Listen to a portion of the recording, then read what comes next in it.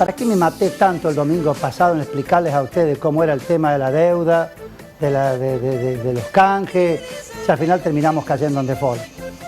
Al momento de grabarse este programa, que nosotros grabamos, ustedes saben, los viernes, aparecían en todos los noticieros del país que el juez Tomás Griesa había intimado a que se cumpla el fallo, ¿no? El fallo de él en primera instancia, ratificado en segunda instancia y no tomado por la Corte Suprema de Estados Unidos, lo cual significaba también ratificarlo, ¿no? Una especie así de cross acceleration, que significa que se cumpla ya. Bueno, ¿qué pasó? Bueno, ustedes están viendo este programa en domingo, no sabemos lo que pasó de aquí en más, pero evidentemente, seguramente no deben ser buenas señales para la República Argentina, Rodrigo, ¿no? Que se haya ordenado aplicar el fallo, que se cumpla el fallo. ¿Vos qué decís? Bueno, no. Lo que dicen todos. Es que no. No, claramente no. Se debate si legalidad o no legalidad, se debate si la hazaña de los fondos buitres y tal, pero hay una realidad, es una relación contractual que fue firmada en 2005, pero que venía de mucho antes, del 2001, 2000, donde quedan afuera un 7 y pico % que bueno, tarde o temprano ese litigio, más aún con sede en Estados Unidos, se va a perder. Entonces, de alguna manera, me parece a mí que se fue muy optimista en cuanto a un posible arreglo o acuerdo. Ahora, la comunidad financiera internacional de deuda pública, digamos, de países, dice que hay que cambiar esto. Hay más de 100 economistas que se han dirigido inclusive al Congreso de Estados Unidos, porque en la actividad privada, cuando alguien va a concurso, es un determinado porcentaje de acreedores acepta, el resto está obligado a entrar. Acá, el 97% aceptó los canjes y ese 3%, al revés, el 93% aceptó y ese 7% litigó, ganó y hay que pagarle lo mismo, lo cual en la actividad privada no es así. O sea, pero bueno, mientras se cambia, la realidad es esta. Sí. Mientras se cambia, la realidad es esta.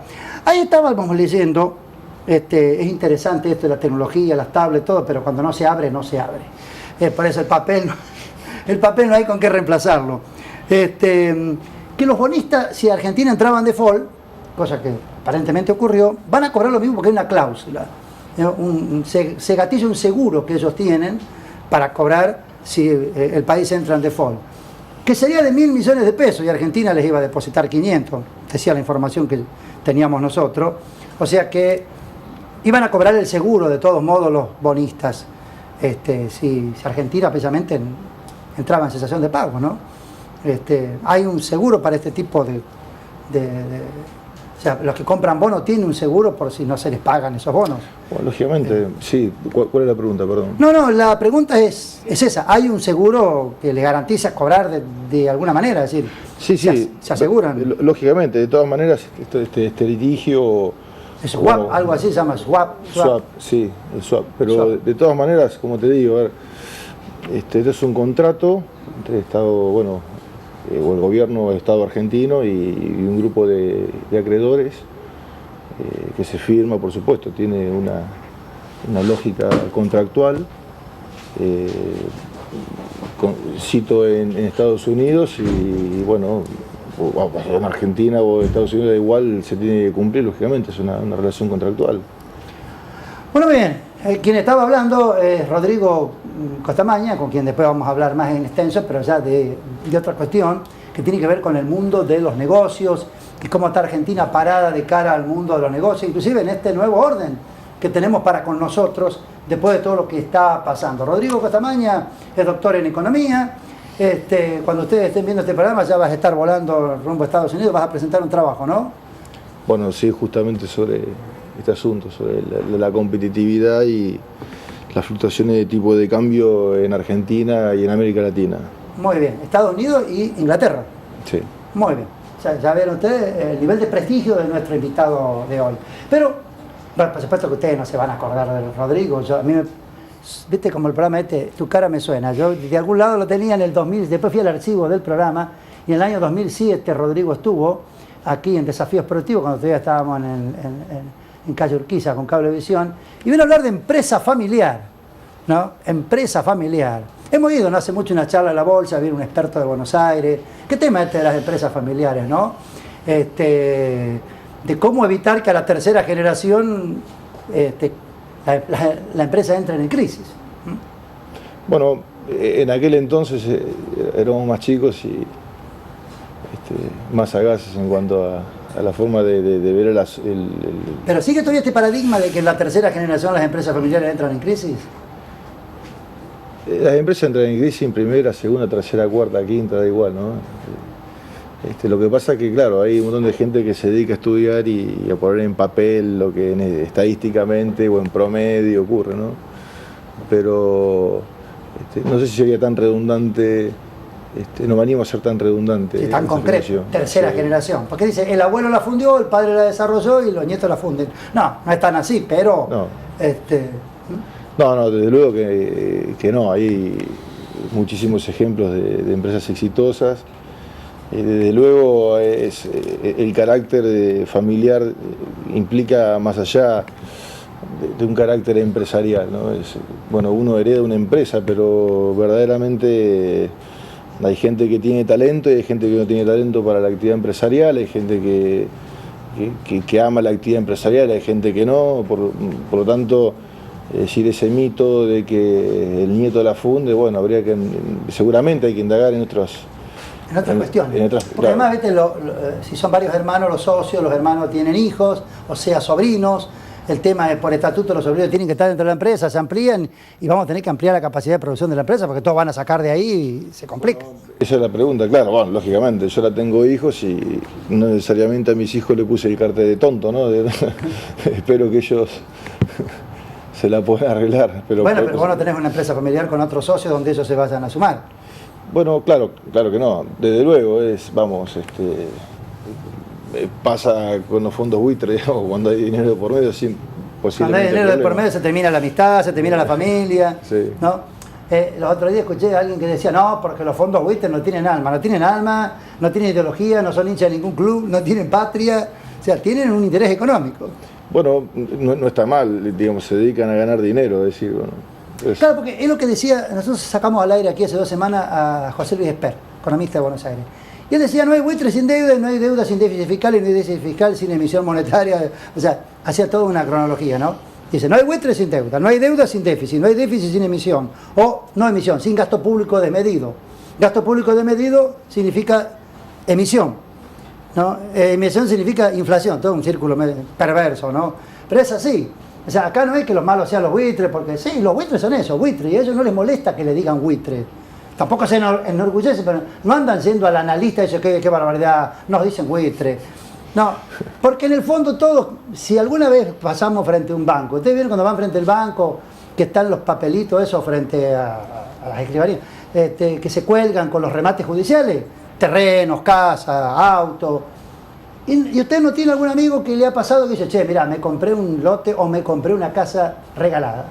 Estaba en remate judicial, una casa que vale 2 palos, la pagué 600 lucas. ¿Es un buitre o no? Sí, ¿cómo va a comprar en 600 lucas una casa? Pero... Sí, lo que pasa es que hay una realidad y bueno, mucho el kirchnerismo debate este asunto que es sobre la imposición de títulos mediáticos. Entonces, claro, el economista, sobre todo en capital, es la realidad, vamos, es un buitre de su actividad también, digamos, ¿por qué no? Entonces hay que vender el título y el economista pragmático ve el problema de los fondos buitres como un economista pragmático, el sector privado de otra manera, vos que sos periodista lo ve de otra, lógicamente. Entonces empiezan a encontrarle, bueno, después por supuesto está el sensacionalismo, ¿por qué no? También es molesto, prendes el televisor y en Estados Unidos dicen que Argentina no sirve para nada, que incumple y uno se pone nervioso y bueno, hay que titular y... Pero no es tan dramático, es decir, en el 2005 se sabía, digamos, si de un 100% 93, así sea el 99 entra el canje y el 1% no entra, hay un papel firmado que dice, bueno, me debes tanto, ese 1% podía quebrarle la muñeca al gobierno y generar este ruido igual, desde luego. Si no, entonces me parece que hay una apreciación sobre este problema, digamos, muy subjetiva. Es decir, yo casi me creo hace un tiempo de que el megacanje del 2005 fue exitoso. Bueno, casi me lo creo. Si hubiese sido exitoso, no hubiésemos llegado a este punto. Por lo tanto, a las claras, el problema no fue resuelto ni por cerca. Bueno, luego podemos debatir por qué sí, por qué no, por qué se llega, por qué no se llega. Pero en definitiva, lo que está claro es que es un conflicto que tiene pilares en la escasez de dólares. Bueno, muy bien. Teníamos unos titulares de los diarios, señor director, cómo titulaban este tema de la economía, ¿no? de los diarios del viernes, ¿no? ¿Qué pasaba? El gobierno niega, pero está en default, la presidenta cerró definitivamente la negociación con los fondos buitre. ¿Qué dice ahí en inglés? ¿Vos que sabés inglés o no? Default insurance. Bueno, ahora no, ahora dice bien en español. Dice que no le vamos a pagar. Ahora dice que somos imbatibles y viables. Ahora. Como diría el Esquedo Olmedo, dice que no le vamos a pagar un carajo. Mire, dice, porque tantas frases le atribuyeron a Perón, que Perón supo decir, las deudas se pueden pagar, no pagar, prometer pagarla y no pagarla, pero lo que nunca hay que hacer es decir que no vas a pagar. Todos los órdenes de la vida. Si yo te digo, mira, no te pienso pagar, ya arrancamos mal. De última te puedo decir, déjame ver cómo te pago, te prometo que te voy a pagar, después bueno, en el fondo decir, no me va a pagar, pero bueno, no podés dudar de mi palabra. Pero Argentina, el problema es que de movida, ¿se acuerdan cuando Lorenzino, que se quería ir? Antes de irse dijo, no le vamos a pagar un centavo. Y ya ahí lo predispusimos mal a los buitres, al juez, a la corte. Era difícil que hubiésemos tenido un fallo favorable después de todo esto. Bueno, el otro tema que teníamos aquí en la secuencia, ¿ustedes se acuerdan que el domingo pasado le mostramos ese videito de Rodríguez Sá, que según Domingo Felipe Cavallo, cuando estuvo aquí el lunes en el desayuno de trabajo de ADE, dijo, esa es una payasada de Rodríguez Sá. El verdadero default fue en el 2002, cuando Duhalde dijo, el que depositó dólares recibirá dólares, y no recibió un carajo dólares, recibió pesos. O sea, la famosa especificación asimétrica. Ahí vino el famoso default. Pero bueno, vamos al diario Clarín, ¿no? Estamos en Cablevisión, Grupo Clarín, tenemos que mostrar el diario Clarín, de lo que nosotros... ¿Qué te sugiere este título, Rodrigo? El diario de esa época. Se suspende el pago de la deuda, pero sigue el 1 a 1. Seguía. Tiempito después se vino la gran devaluación donde salimos de la convertibilidad. Bueno, sugiere lo que es hay un acento claramente político, es decir, así Menem ganó la reelección en el 95, con la convertibilidad y el 1 a 1, de la Rúa lo mismo y de la Sota Rodríguez a lo mismo. Lo que pasa es que en ese momento el problema de deuda existió, por supuesto. El problema en ese momento era una salida de la convertibilidad, del tipo de cambio de la paridad cambiaria 1 a 1, podría implicar una explosión inflacionaria que venía reprimida durante 10 años de estabilidad y un tipo de cambio en teoría apreciado para las necesidades de la industria nacional. Bueno, te vamos a mostrar otro cuadro, y también se lo vamos a mostrar a ustedes, que lo encontramos en Twitter, cómo viene evolucionando la deuda externa. A ver, lo podemos poner acá en nuestro LCD, así lo vamos marcando. Yo me voy a cruzar, si lo podemos poner acá, mejor así yo lo voy marcando. ¿Cómo viene evolucionando? Acá está, miren, ¿no? Esto es francés, ¿verdad? Sí, es francés. Gracias, Martín, como se nota que sabe francés usted. En el año 1973, con María Estela Isabel de Perón, la deuda era de 7.900 millones. Después vino golpe de 76, proceso militar, todo el proceso militar, la dejó en 45.000 millones. Es decir, cuando se fue tumultuosamente María Estela Martínez de Perón, era de 7.900. Cuando se fue el proceso militar, 83, era de 45.100. Alfonsín la llevó a 65.300. Carlos Saúl a 121.877, con el amigo Cavallo incluido. De la Rúa la dejó en 144.453 millones. El tío Eduardo Duhalde en 178.768. Él, o sea, Néstor Carlos, en 189.000 La recibió en 169.000, la dejó en 126.000 y aquí Cristina el año pasado la tenía en 250.000. A esto ya el que esté viniendo, o este gobierno el año que viene, tiene 6.500 millones de pesos que le estuvimos dando a Repsol, 9.700 al Club de París y 15.000 millones, bueno, esto 15.000 millones dice a Des London Voucher, que ahí me mató. Fíjate bien, bueno, si lo podíamos ver en aquel monitor, ahí está. ¿De qué son los 15.000 millones eso que está? Pero bueno, no importa. No leo francés, pero... Es mucha plata la que va a tener que pagar lo que le queda a este gobierno más el que viene, ¿no? Acá está cómo viene la cronología de la deuda externa. Bueno, yo, por supuesto, es decir, todo ese dinero muestra, a ver, depende de cómo lo quieras ver, digamos, si de una manera ortodoxa, pragmática, o como sea. Yo lo que leo de estos números es que básicamente Argentina es un país incapaz de generar dólares genuinos, a no ser que tenga cosechas espectaculares. De todas maneras, la ineficiencia de esta economía para generar dólares es tremenda. Y por otro lado, bueno, el efecto del populismo, es decir, Menem populista y en general populismo. Eso es populismo, eso es gasto público. Un porcentaje será deuda exterior, otro porcentaje de deuda interior, como si bien se sabe, la paga kirchnerista, la deuda que pertenece al ANSES, Banco Central y tal, ¿no? Lo que es deuda al fin y al cabo. Pero ese es el efecto del populismo. Entonces, la pregunta es, para financiar ese populismo, ¿dónde sacamos el dinero? Digamos, lo sacamos de las arcas del Banco Central, producto de la generación de recursos genuinos, a través de exportaciones y tal, o la maquinita, ¿no? Y eso es maquinela. Esta es maquinita. Algunos dicen que si verdaderamente entramos en default, como ya van a ser, o sea, no están viniendo dólares del extranjero, salvo lo que pudo venir de la soja. Menos van a venir y vamos a tener que entrarle a la maquinita así para financiarnos. ¿El vivir con lo nuestro qué es? El vivir con lo nuestro es una política ridícula, porque nuestra economía es claramente ineficiente para generar ingresos genuinos y tecnología de punta. Bueno, vamos, es una apreciación, te lo planteo de otro punto de vista. Vivo con lo mío, bueno, pero ¿qué es mío? Como decir, la soja, tal, bueno, comeré más empanada de soja y no comeré, no sé, básicamente, ¿no? Pero... Mientras no nos quedemos sin papel higiénico como Venezuela, estamos bien, Venezuela también. Y eso que tiene los dólares del petróleo, ¿no? Los petrodólares. ¿Me permite? Voy a ir a seguir charlando con Rodrigo. Y ahora sí, vamos a ir a los gráficos que trajiste y ahora vamos a abordar esta cuestión que está relacionada con... Entonces...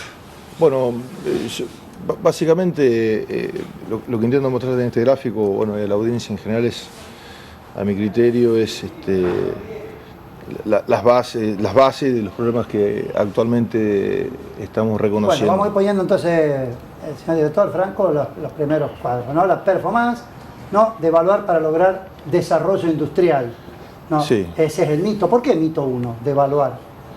Mirá, el gráfico muestra, lamentablemente no se puede ver bien con claridad porque son muchos datos, pero suponete, achicalo, déjalo como estaba inicialmente. Vamos a verlo por colores. Sí, la línea de puntos es como el comportamiento del tipo de cambio, ¿sí? Fíjate que está recto, pertenece a la década de los 90, luego el salto de la devaluación del 2002, ¿sí? Y cómo se ha comportado, es decir, este gobierno creía o intuía que la economía argentina podría desarrollarse en la medida que el tipo de cambio se flexibilizaba y lógicamente se depreciaba, ¿sí? Con el sustento de provocar un fenómeno de sustitución de importaciones y tal, ¿no? Pero consecuentemente, fíjate lo siguiente, la línea que me ha resaltado, la anaranjada, ¿sí? La línea anaranjada significa, muestra el nivel de importaciones de la economía argentina, ¿sí? Y la línea verde, que está por debajo del azul, es el nivel de exportaciones de la economía argentina. Hemos importado más de lo que exportamos, ¿eh? Bueno, exponencialeso se llama déficit de balanza comercial, el lenguaje... bueno, de manufacturas, al menos, sí, de manufacturas. ¿Y eso qué significa? ¿Que no entró plata, que no entraron dólares? de los que salieron. Claro, dólares que salen y efectivamente es el gran déficit de la economía argentina, es las importaciones. Ahora, ¿las importaciones son las culpables? Bueno, elementalmente no. Lo que demuestra el gráfico es que si vas de vuelta a la gráfica y ves la línea verde, es que, como te dije anteriormente, si comparás el periodo anterior, década 90, con la actual, es una industria, bueno, capaz que me dan algunos enemigos con esto, pero es una industria realmente ineficiente, que por sí misma es incapaz de generar dólares adicionales, ¿no? Salvo la venta de autos, y que es básicamente Brasil. Bueno, lo que pasa es que ese es un gran punto, porque en definitiva la industria automotriz en Argentina es una industria maquiladora, como se dice, ¿no? Este término que surgió en México. Se utiliza casi el 20% de manufactura local, que es de bajo valor agregado, y el resto es importado. Entonces, ¿qué es lo que ocurre? Vos necesitas alto nivel de importaciones para tener una industria, en teoría, bueno, como se dice, competitiva, ¿no? O sea, un auto es más lo que tiene importado que nacional, en definitiva. Bueno, o sea, claro, sí. Necesitamos muchos dólares para fabricar un auto. Para ensamblar. O para ensamblar. Para ensamblar autos, claro. Para ensamblar.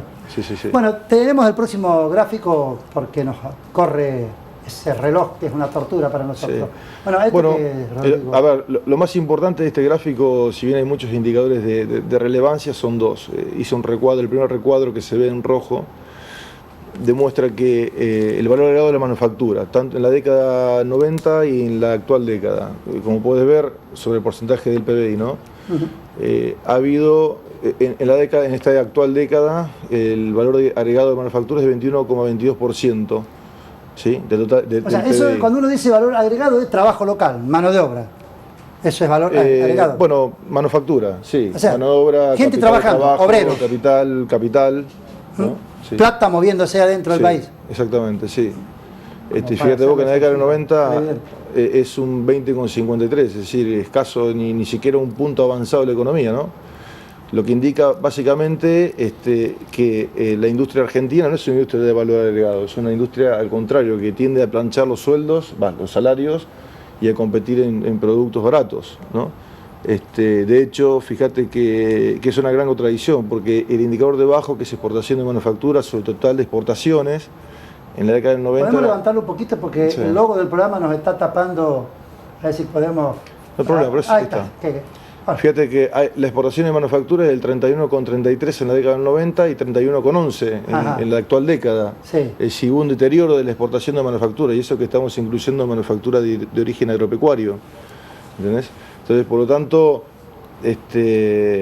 lógicamente, a las claras, una política monetaria flexible y de depreciación del tipo de cambio no fue el as de la economía. Con esto vos querés significar lo que pusiste de subtítulo. El mito de la devaluación por sí sola no arregla nada. No, lógicamente, sí, lógicamente. ¿Me permitís? Ya vamos a seguir viendo. Gracias a seguir rapidito, nos queda muy poco tiempo, Rodrigo. ¿Alguno de los otros cuadros emblemáticos que queríamos mostrar, Franco? A ver cuál sigue. Queda tranquilo que ya termino. Charlar, Queda tranquilo que ya termino. Para charlar, bueno, ese ya está. No, déjalo ahí, que hay un dato importantísimo. Lástima que el desafío productivo y tal tapa el título, pero... Ahí está, empleo. Ahí está, la evolución fue... Este dato es muy revelador, fíjate vos, en la década del 90 vos tenías empleo en industria sobre el total de empleo, ¿sí? En la década del 90 un 28%, ¿sí? Se cae de industria, pero en la década actual un 22,81%, ¿sí? Y la agricultura, que es para mí el dato más relevante, el sector agricultura emplea en la actual década únicamente el 1% de la masa laboral. ¿Sí? Por lo tanto, pasar a la siguiente. Entonces, ¿cuál era la consigna? En algún punto es esta, ¿no? Que Argentina responde a costos bajos, bueno, es una realidad, ¿no? El problema es que entramos en una espiral, en un círculo vicioso de devaluaciones para poder vender, en todo caso. Lo que ocurre es que la contradicción es que si basamos el crecimiento en costos bajos, ¿qué podemos esperar del bienestar y la riqueza?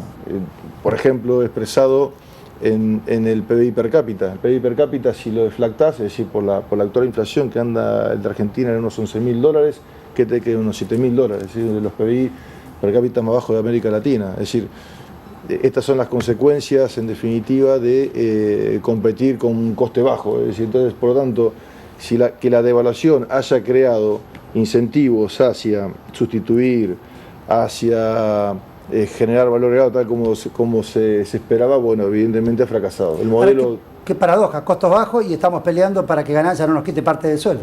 Bueno, por eso te digo, ¿no? O sea, pero la gente del gobierno dice, ¿vieron que cobran sueldos altos los obreros argentinos?